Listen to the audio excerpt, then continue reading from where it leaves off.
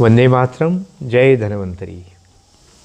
आज हम आपके साथ एक बहुत ही महत्वपूर्ण विषय पे बात करना चाह रहे हैं। वो है बांझपन, इनफर्टिलिटी। कई लोगों के संतानें नहीं हो रही हैं। इस समय सरकारी सर्वेक्षण के अनुसार लगभग 2 करोड़ ऐसे पति पत्नी हैं जिनके संतानें नहीं हो रही हैं और फर्टिलिटी सेंटर में जाकर वो संतान पाने का प्रयास कर रहे हैं। ये बहुत अजीब स्थिति है। ये ऐसा भारत है यहाँ पे एक माँ के 5, 7, 10 भी बच्चे हो जाते थे और वो स्वस्थ रहती थी, लंबी आयु जीती थी, बीमार नहीं रहती थी। ऐसे भारत में ये आज क्या हो गया कि लोग बांझ बनने लग गए। आपने फर्टिलिटी सेंटर खोल दिए, ये नहीं बताया कि हमारे युवा लड़के लड़कियाँ बांझ क्यों बन रहे हैं। हमने इसके ऊपर कुछ काम किया है। तो आइए हम उसके ऊपर पहले तो ये बात करते हैं कि हमारे युवा बच्चे आखिर बांझ बन क्यों रहे हैं। फिर इस पे बात करेंगे कि उनके बांझपन को दूर करने के लिए हम कौन कौन से उपाय कर सकते हैं। पहली बात, जब रक्त हमारा अम्लीय हो जाता है, एसिडिक हो जाता है, तब उस रक्त में और विजाइना सारा अंदर का गर्भाशय, वहाँ के रस भी सभी एसिडिक हो जाते हैं लड़कियों के। तो फिर क्या होता है, एसिडिक वातावरण में वो जो स्पर्म है, शुक्राणु हैं, वो जीवित नहीं रह पाते। ओवम भी कमज़ोर बनता है या नहीं बनता। तो ये केवल अम्लीयता के कारण हो रहा है। अब ये एसिडिटी, अम्लीयता रक्त की बढ़ क्यों रही है? जो आधुनिक जीवन का नौजवानों की शैली है, अधिक जागने के कारण अम्लीयता बढ़ती है, प्रकृति के विरुद्ध चलने के कारण। और दूसरा, चाय खूब पीना, कॉफ़ी खूब पीना, पैक्ड फूड खूब खाना। पैक्ड फूड में तो अत्यधिक मात्रा में प्रिजर्वेटिव डले हुए हैं। प्रिजर्वेटिव अर्थात विष, केमिकल्स, वो अगर परमिटेड है तो भी उससे क्या होता है, वो हानिकारक हैं तो हैं। तो उसके कारण इन बच्चों का, युवाओं का पूरा रक्त, पूरे रस, सभी शुक्र, वीर्य, सभी कुछ एसिडिक हो जाता है और एसिडिक होने के कारण फिर यही परिणाम होते हैं। दूसरा, दुनिया के अनेक देशों ने पानी की क्लोरीनेशन बंद कर दी है। कारण क्या है? क्लोरीन के कारण, ये ब्लीचिंग पाउडर है ना, कपड़े के ऊपर इसको लगाते हैं तो कपड़े का रंग उड़ जाता है। तो जब ये क्लोरीन हमारे पेट में जाती है तो आंतों में जाकर गट बैक्टीरिया को नष्ट कर देती है। गट बैक्टीरिया मर गया अगर हमारा, तो भोजन कहाँ से पचेगा? और उसके कारण जब भोजन ठीक से नहीं पचेगा तो केवल प्रजनन शक्ति नहीं, पूरा शरीर ही खराब हो जाता है। और इसी कारण एजिंग, बहुत तेज़ी से उम्र बढ़ने लगती है। फ्री रेडिकल्स एक टर्म है मेडिकल की, वो खूब बनने लगते हैं। फ्री रेडिकल अधिक बनने का मतलब आपका बुढ़ापा बहुत तेज़ी से आ रहा है आपके पास।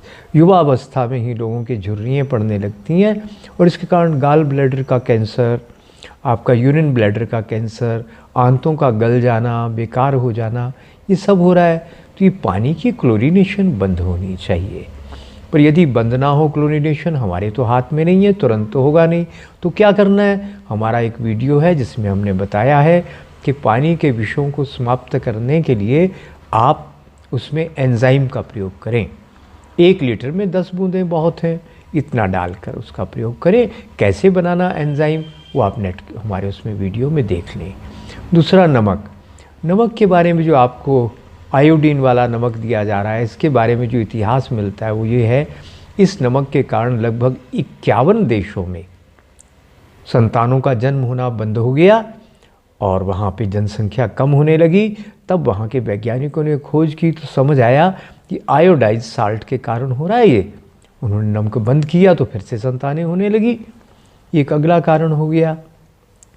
फिर चीनी, ये जो रिफाइंड शुगर है, इसके कारण भी शरीर पूरा एसिडिक हो जाता है और एलडीएल जो बनता है वो फैट के कारण नहीं बनता, वो बनता है चीनी के कारण। यानी हार्ट फेलियर का एक बड़ा कारण है।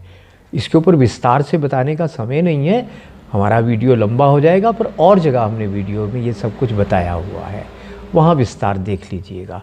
तो चीनी के कारण ये बात साबित हो चुकी है कि ये हमारे शरीर के कैल्शियम को नष्ट कर देती है। लड़के लड़कियों के शरीर में जो कैल्शियम नहीं बचता, तो फिर और एसिटिक ब्लड हो जाता है तो गर्भ धारण करने की क्षमता भी नष्ट हो जाती है। वो जो मसल की लचक है पेशियों की, वही नहीं रहती कैल्शियम के अभाव में। फिर बवासीर होना, नाक की बवासीर होना, पॉलिप्स जिसको कहते हैं हम, वो होना, और गर्भ का बार बार गिर जाना, ये सब कुछ होता है चीनी के कारण। रिफाइंड शुगर बंद होनी चाहिए अपनी। दूसरा जो अगला कारण है वो क्या है, हम साबुन और शैम्पू का खूब प्रयोग कर रहे हैं। हमारे दिमाग में एक कार्यक्रम डाल दिया गया है कि नहाने का मतलब है साबुन लगाना, उसके बिना हम समझते नहीं कि हम नहाएंगे।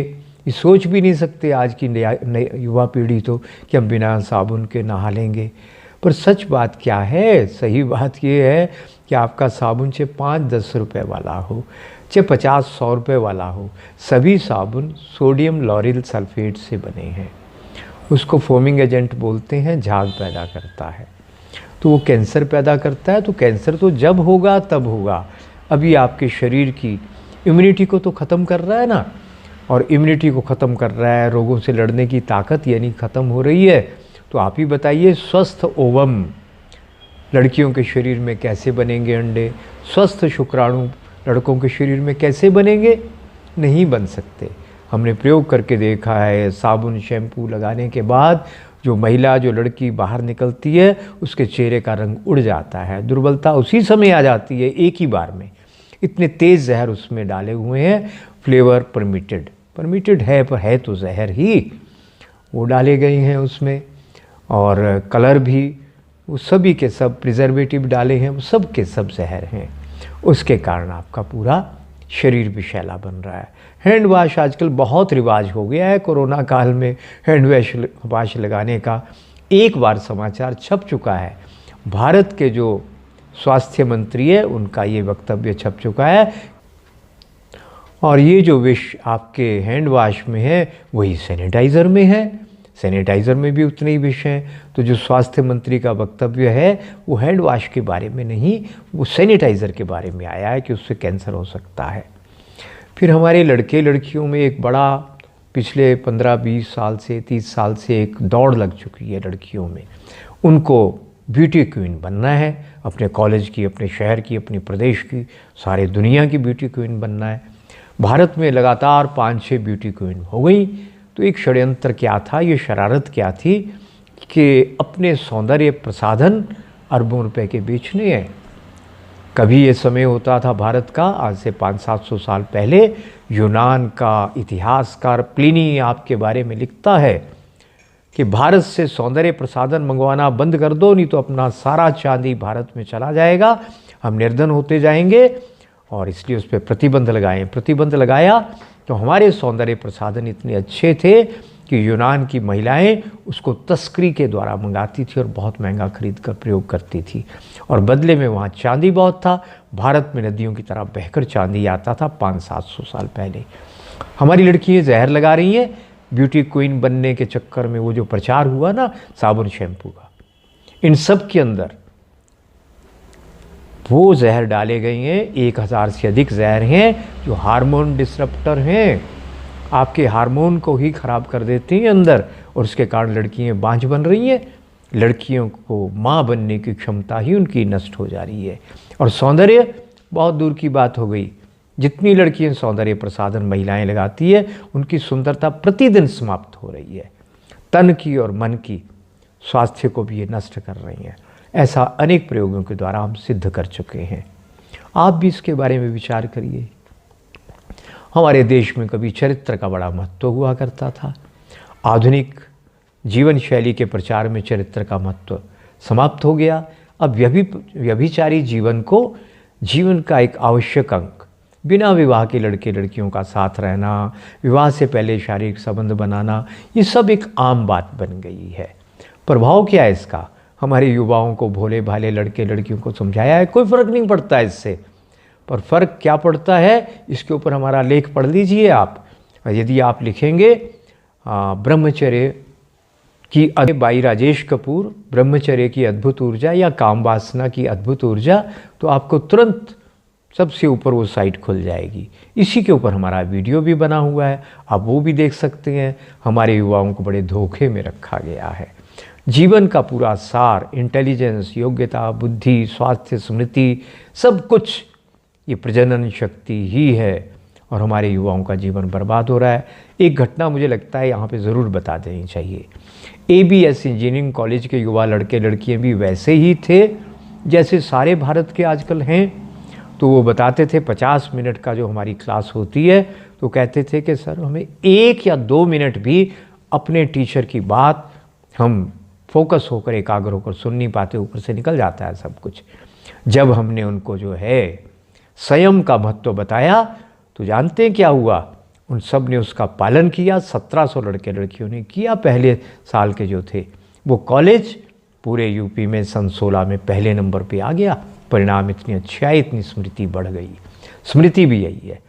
तो ये जो आपका व्यभिचारी जीवन है, ये आपकी प्रजनन शक्ति को नष्ट कर रहा है। इसमें एक और शरारत की जा रही है। हमारे बच्चों को, युवाओं को, सबको ऑक्सीटोसिन कहीं दूध में डालकर दिया जा रहा है, कहीं दाल में, कभी सब्जी में, कभी फलों में। उस ऑक्सीटोसिन को कहा जाता है लव हार्मोन। ये क्या करता है, आपके मन में काम वासना की इच्छा बहुत बढ़ा देता है। काम वासना को कितनी आयु में, जो 18-20 साल की उम्र में जो वासना, जो इच्छा जागनी चाहिए, वो 7-8 साल के बच्चों में वही सारे अंग विकसित हो जाते हैं। 10 साल की, 8 साल की लड़कियों में मासिक धर्म होने लगता है, और संतान पैदा करने की इच्छा और क्षमता वो उनकी तभी पैदा हो जाती है। अब आप बताइए, 8-10 साल, 12 साल के लड़के लड़कियाँ यदि शारीरिक संबंध बनाएंगे, उनके संतानें पैदा होगी, तो कभी वो जवान होंगे क्या? क्या उनकी प्रजनन शक्ति बचेगी क्या?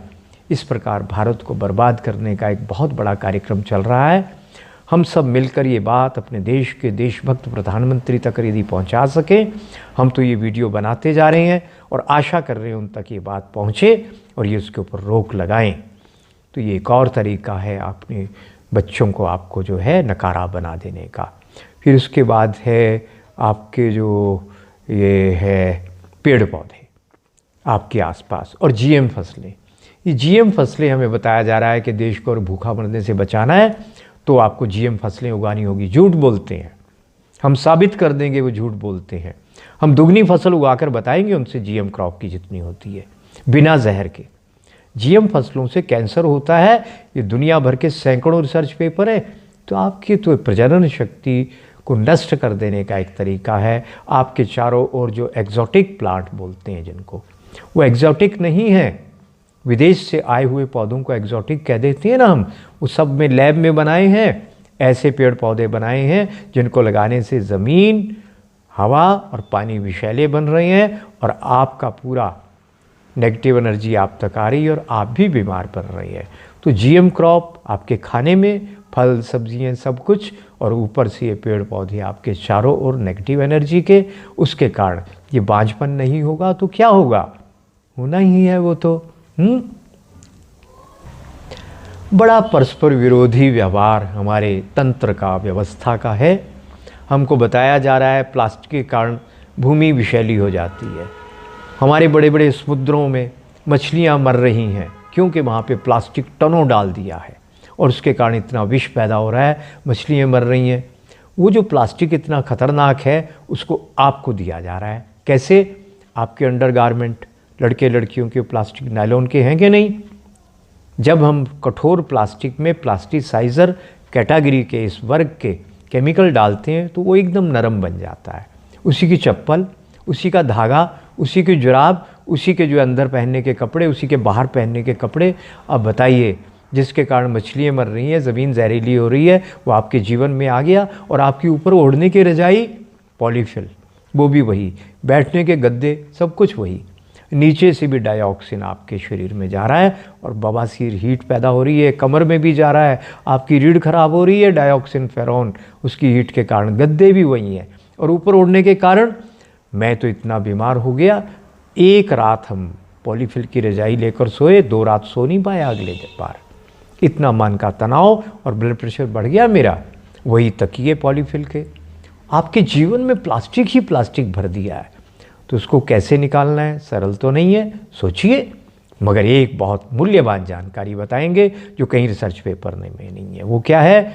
यदि आप एंजाइम का प्रयोग करते हैं, किसी भी चीज़ का बना हुआ, किसी भी पेड़ पौधे का बना हो, एक का बना हो, 10 को मिलाकर बना हो, उसके प्रयोग से पानी का और शरीर का ये जितना दुष्प्रभाव है प्लास्टिक का, वो सब निकल जाता है। हमारे साथ नोएडा में हुआ, एक आदमी 42 साल का उम्र का, वो बीमारी रहता था, जितना वेतन मिलता था उससे ज़्यादा उसके पैसे लग जाते थे इलाज के ऊपर। उसकी जो मालकिन है उसकी कर्मचारी की, उस मालकिन ने, वो मूर्तियाँ वगैरह बनाती है इस तरह की, बड़ी अच्छी आर्टिस्ट है, सिख महिला है और बड़ी सेवाभावी है नोएडा में। तो उसने क्या किया, उसने हमारा कोर्स किया पानी के शोधन का, और कोर्स करने के बाद उसने घर में जाकर अपना ओवरहेड टैंक में एंजाइम डाल दिया प्लास्टिक की टंकी में। उसी दिन से वो कर्मचारी बीमार होना बंद हो गया। अब ये प्लास्टिक सबके ऊपर अलग अलग तरह से, तेज़ी से या हल्केपन से, धीरे धीरे कुछ तो विषैला प्रभाव कर ही रहा है। तो आपको प्लास्टिक से कैसे कितना बचना है ये देखिए, पर कम से कम एंजाइम का प्रयोग तुरंत शुरू कर दीजिए। शरीर पे थोड़ा सा लगाना, नहाने के पानी में डालना इतना, और पीने के पानी में डालना, वो शुरू कर दीजिए।